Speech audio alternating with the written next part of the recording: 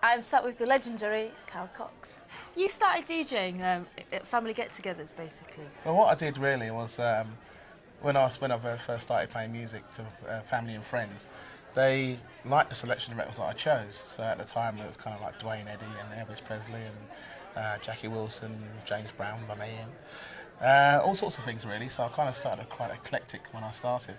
But it was kind of nice that people appreciated, even at that time when I was 8 years of age, to dance to the selection of tunes which I chose. So I kind of got myself a niche in what I was doing even at a very early age.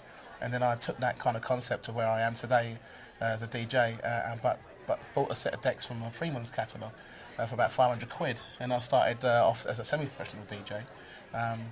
DJing to friends and went on to do school discos as well in my early days, and then doing weddings and birthday parties up till the age of about 18, 19. Is it true you had a mobile disco? I had the mobile disco, yeah, it was called Astral Disco, if anybody remembers it, for the best in soul, funk and jazz. And that went on for about 10 years and built my sound system up from the first early days of the Freemans Catalogue sound system.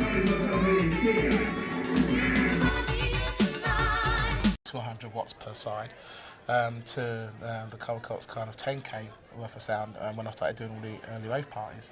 Do you remember the JCL sound system? Where'd you get that from? I remember that well because when I was in Brighton in 1985-86, I purposely set up a dedicated soul and funk and jazz mobile outfit unit. So there was two other guys that was involved in me at the time, and one of the guys was called Leroy James, and the other guy was called Ray Locke, and I was Carl Cox. So James Cox and Locke, you see, JCL. And unfortunately...